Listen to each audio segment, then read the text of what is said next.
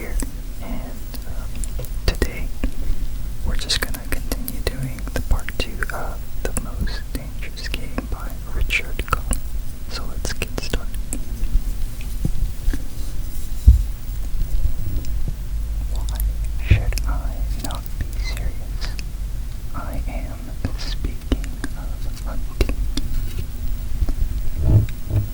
Hunting, great guns, General Sorrow. What you speak of is murder.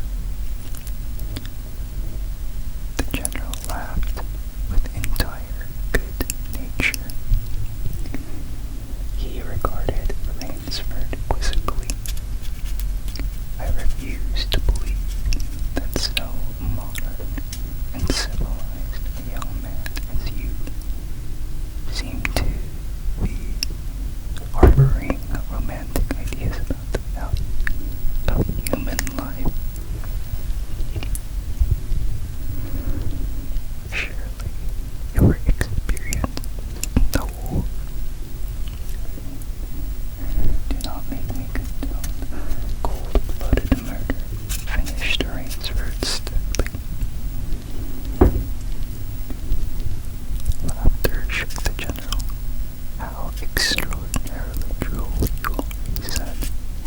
One does not expect nowadays to find a young man of the educated class, even in America, with such a naive and, if I may say so, mid-Victorian point of view.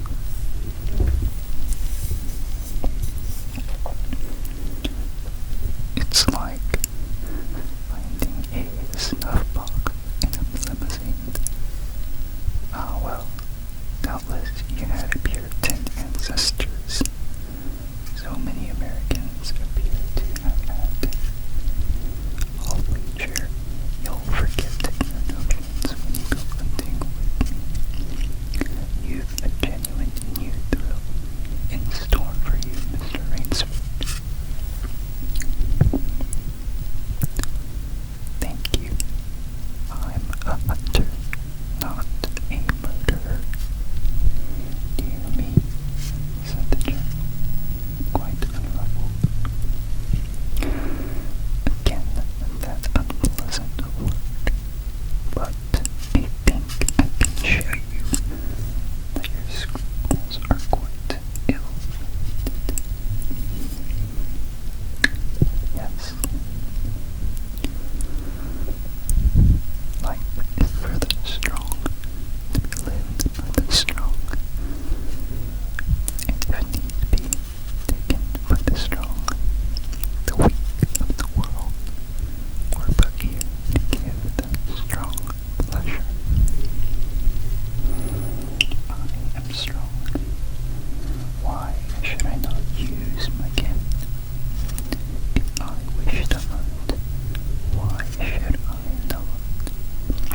I hunt the scum of the earth, sailors from tramp ships, lancers, blacks, Chinese, whites, mongrels. A thoroughbred horse or hound is worth more than a score of them.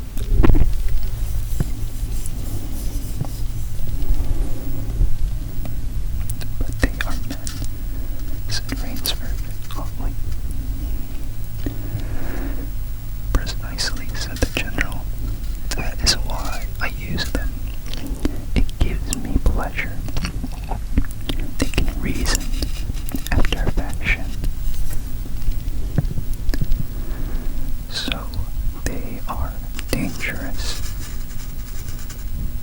But where do you get them?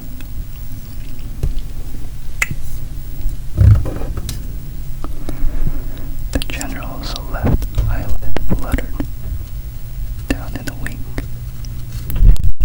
This island is called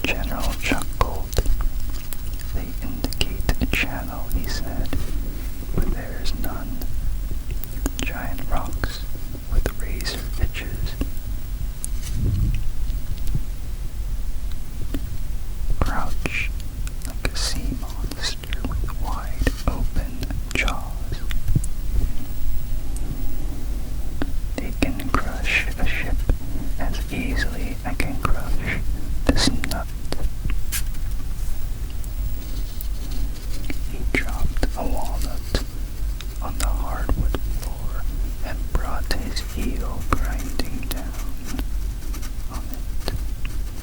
"Oh yes," he said casually, as if in answer to a question. "I have electricity. We try to be civilized here." Civilized? And you shoot down men?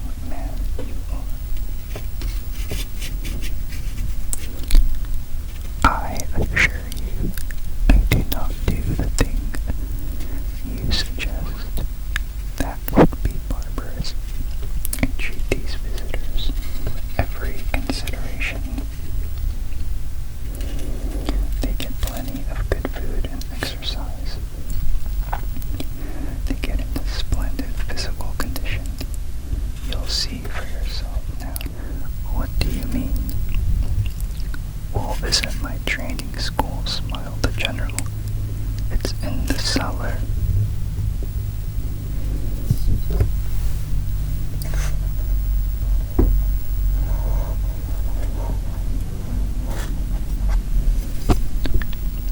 I have about 12 pupils down there now.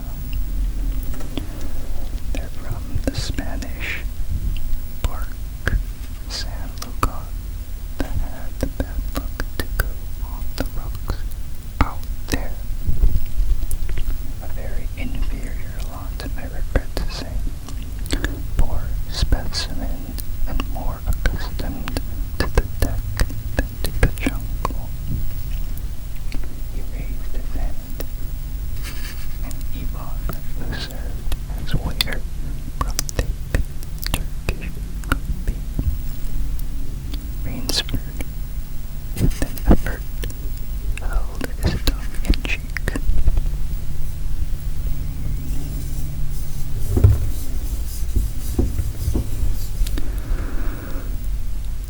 It's a game, you see, Bob. First, the general plan. I suggest to one of them that we go hunting. I give him a supply of food and an excellent hunting knife. I give him 3 hours head start. 3 hours start. I am to follow, armed only with a pistol of the smallest caliber and range. If my warrior eludes me for 3 whole days, he wins the game. If I find him, the general smiled, he loses.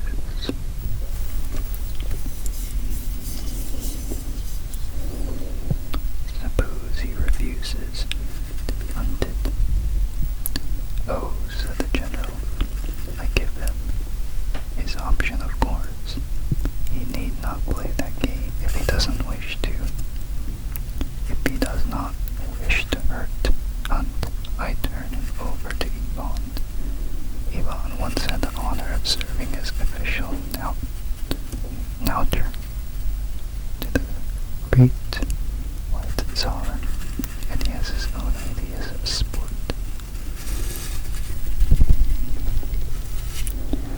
Invariably, Mr. Rainsford, invariably, they choose to hunt.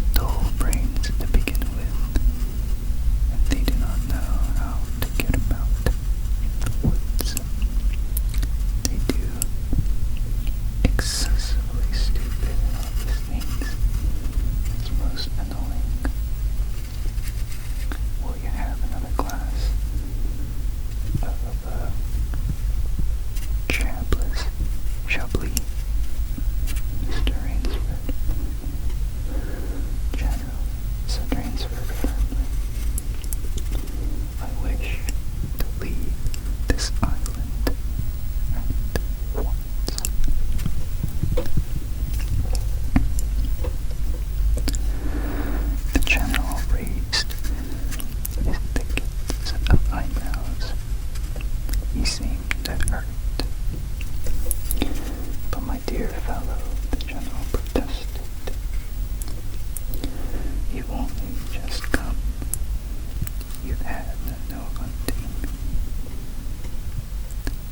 I wish to go today, said Rainsford. He saw the dead black eyes of the general on him, studying him. General Zoroff's face suddenly brightened. He filled Rainsford's glass with venerable, sharply, chaps of dust.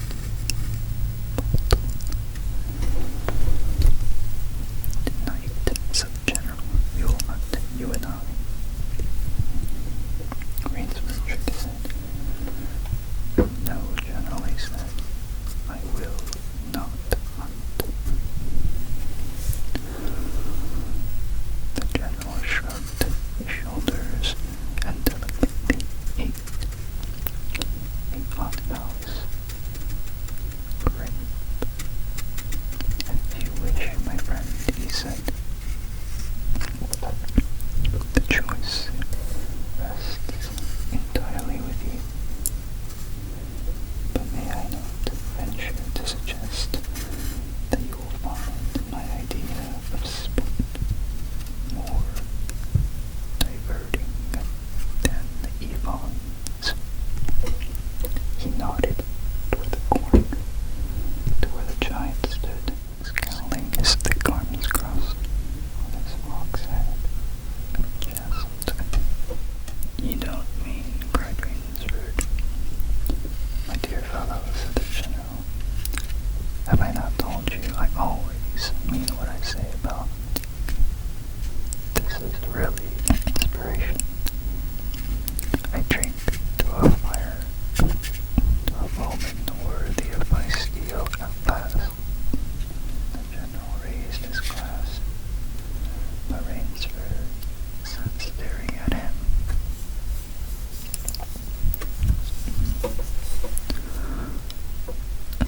You'll find this game worth playing, said the general said enthusiastically.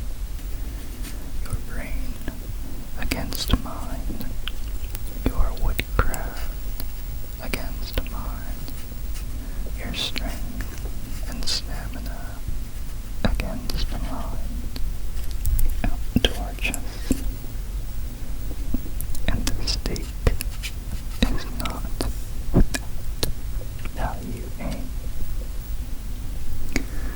And if I win, began Rainsford huskily, I'll cheerfully acknowledge myself defeat if I do not find you by midnight of the third day, said General Zoroff. My sloop will place you on the mainland near a town. The general read what Rainsford was thinking. Oh, you can trust me, said the Cossack. I will give you my word as a gentleman and a sportsman. Of course, you in turn must agree to say nothing of your visit here. I'll agree to nothing of the kind, said Rainsford. Oh, said the general, in that case. But why discuss that now? 3 days hence, we can discuss it over a bottle of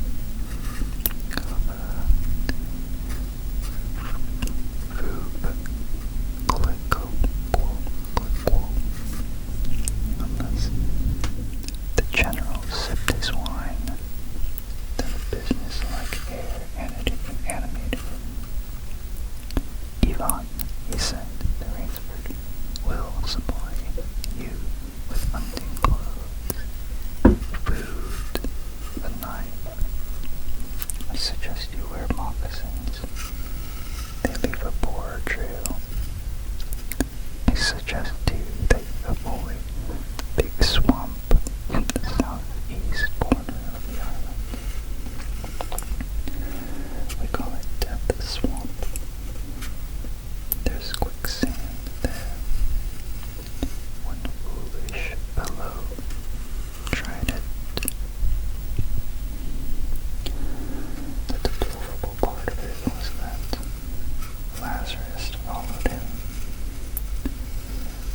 You can imagine my feelings, Mr. Rainsford. I loved Lazarus. He was the finest hound in my pack. Well, I must beg you to excuse me now. I always take a siesta after lunch.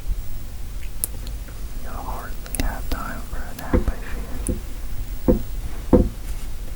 One to start, no doubt. I shall not follow till dusk. Hunting at night is so much more exciting than by day, don't you think? Au revoir, Mr. Rainsford. Au revoir. General Zarov, with a deep, courtly bow, strolled from the room.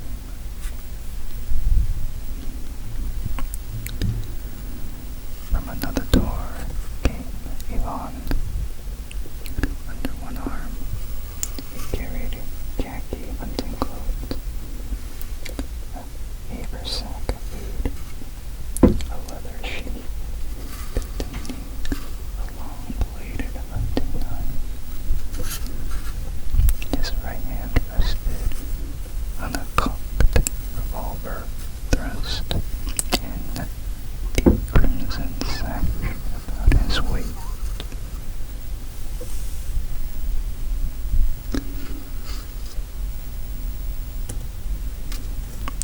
Rainsford had fought his way through the bush for 2 hours. I must keep my nerve. I must keep my nerve, he said through tight teeth. Rainsford had fought his way through the bush for 2 hours. I must keep my nerve. I must keep my nerve, he said through tight teeth.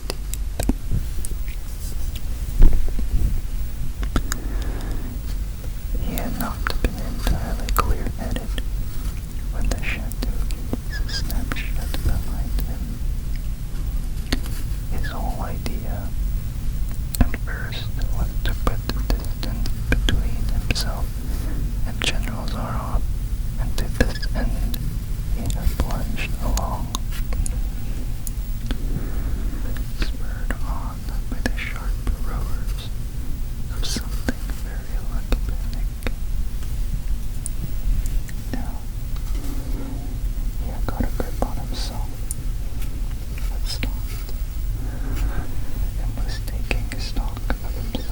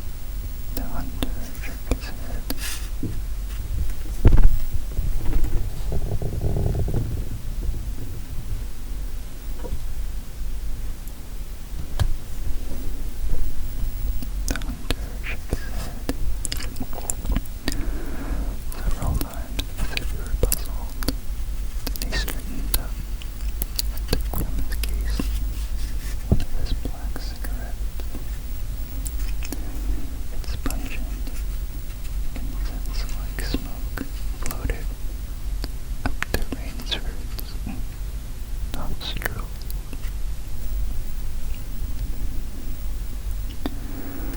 Rainsford held his breath. The general's eyes had left the ground and were traveling inch by inch up the tree. Rainsford froze there, every muscle tensed for a spring. The sharp eyes of the hunters numbed before they reached the ring where Rainsford was. Rainsford lay. A smile spread over his brown face.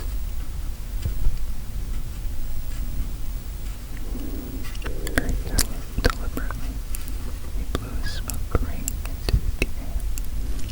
Then he turned his back on the tree and walked carelessly away, back along the trail he had come.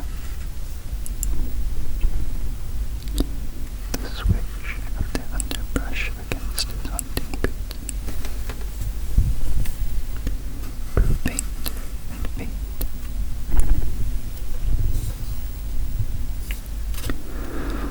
The pent-up air burst off from Rainsford's lungs. His first thought made him feel sick and numb. The general could follow a trail through the woods at night. He could follow an extremely difficult trail.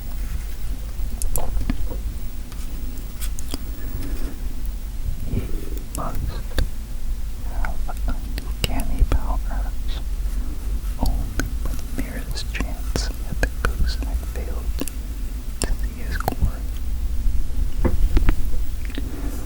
Rainsford's second thought was even more terrible. It sent a shudder of cold horror through his whole being. Why had the general smiled? Why had he turned back? Rainsford did not want to believe what his reason told him was true. But the truth was as evident as the sun.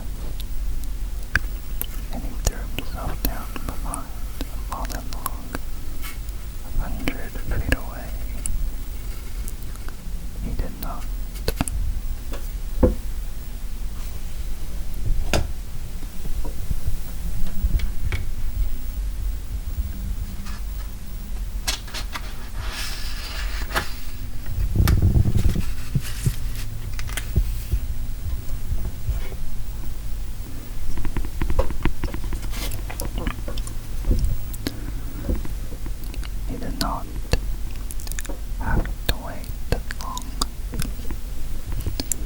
The cat was coming again to play with the mouse, following the trail with the sharpness of a bloodhound. Game generals are off. Nothing escaped the searching black eye. No crushed photograph. No bent twig. No mark. No matter how faint in the box. So intent was the Cossack on the stocking, that he was upon the thing Rainsford had made before he saw it. It but touched the protruding bough that was the true cover. Even as he touched it, the general sensed his danger, and leaped back with the agility of an ape. But it was not quite quick enough. The tree, delicately adjusted to rest in the gut of one, crashed down, and struck the general a flat blow on the shoulder as it fell. Resoluteness.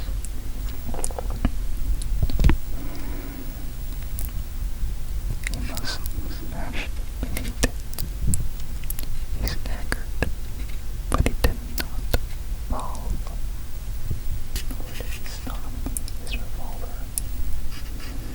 He stood there, rubbing his injured shoulder, and Rainsford, with fear again gripping his heart, heard the general's mocking laugh ring through the jungle.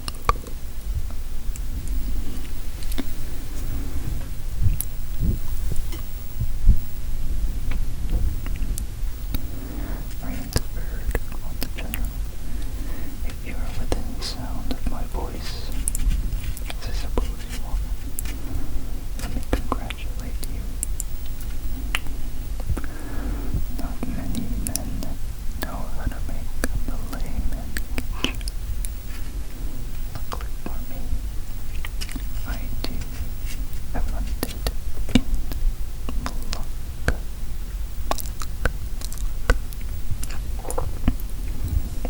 You are proving interesting, Mr. Rainsford. I hope quite out you will perhaps. It's only a slight one, but I shall be back. I shall be back.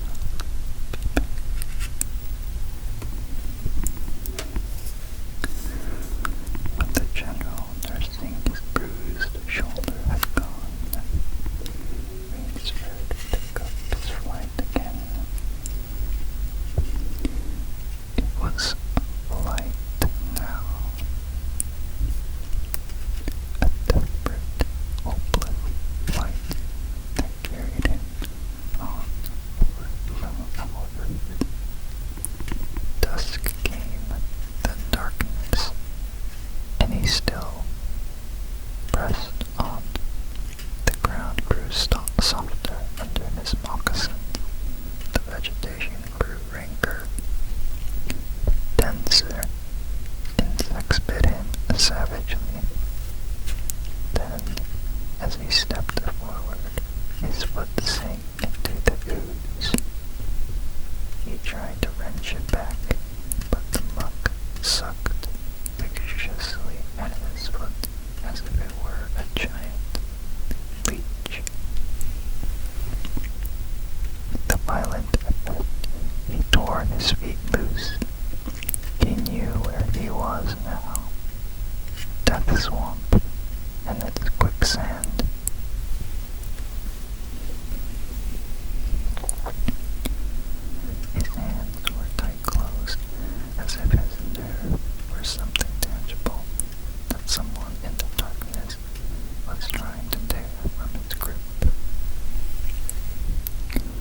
softness of the earth had given him an idea. He stepped back from the quicksand a dozen feet or so, and like some huge prehistoric beaver, he began to dig. Rainsford had dug himself in France when a second delay meant death.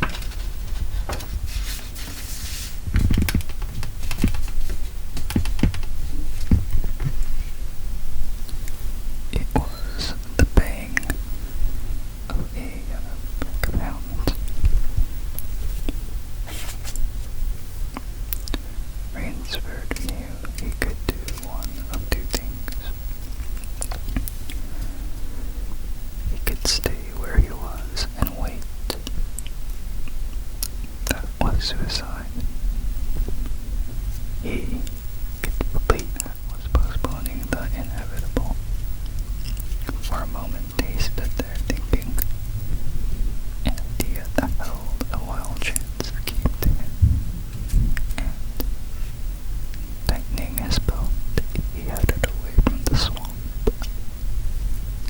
The baying of the hounds drew near, then still near, near, ever near. On the ridge, Rainsford climbed a tree, down a water course, not a quarter of a mile away. He could see the bush moving. Straining his eyes, he saw the lean figure of General Sorrow just ahead of him. Rainsford made out another figure with wide shoulders surged through the tall jungle weeds. It was the giant Ivan, and he seemed pulled forward by some unseen force. Rainsford knew that Ivan must be holding the pack in leash.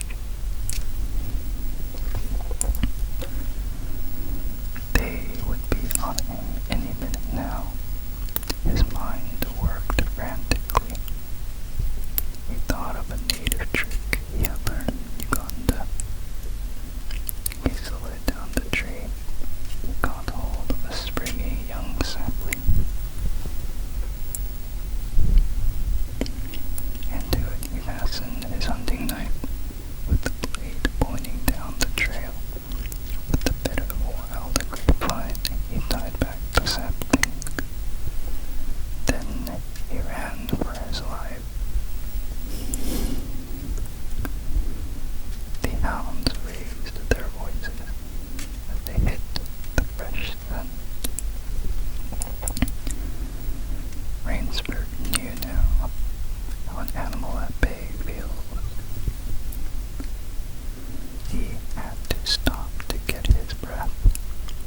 The baying of the hounds stopped abruptly, and Rainsford's heart stopped too.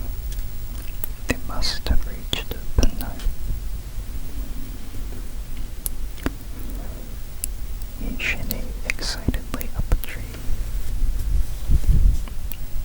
and looked back. His pursuers had stopped, but the hope that was in Rainsford's brain when he climbed died, for he saw in the shallow valley that General Zara was still on his feet. But Ivan was not. The knife, driven by the recoil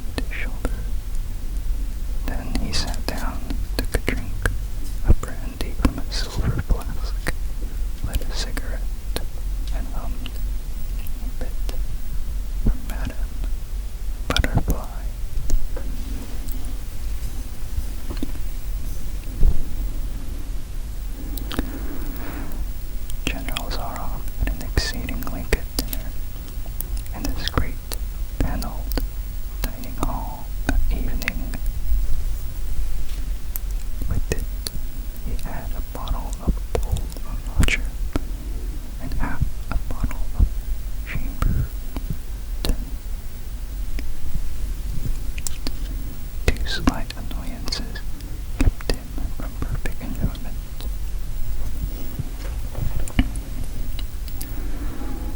One was the thought that it would be difficult to replace Ivan. The other was that his quarry had escaped him, of course.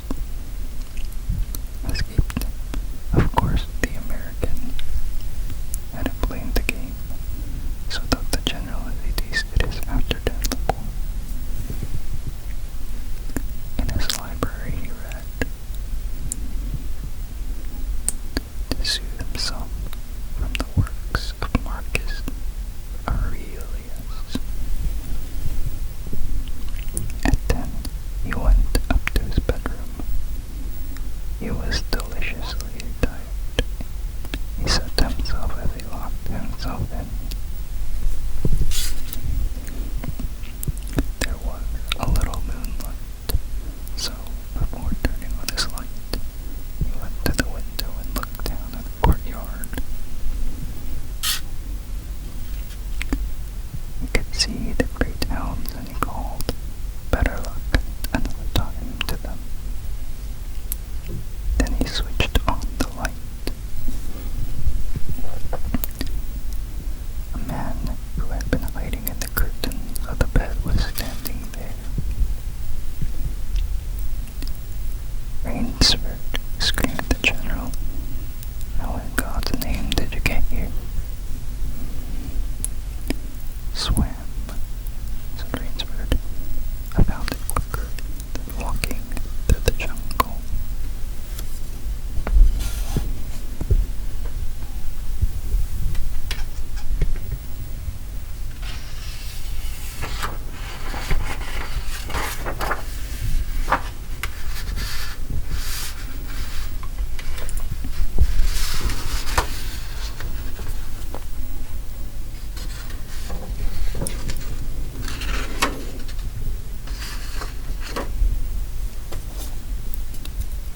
The general sucked in his breath and smiled.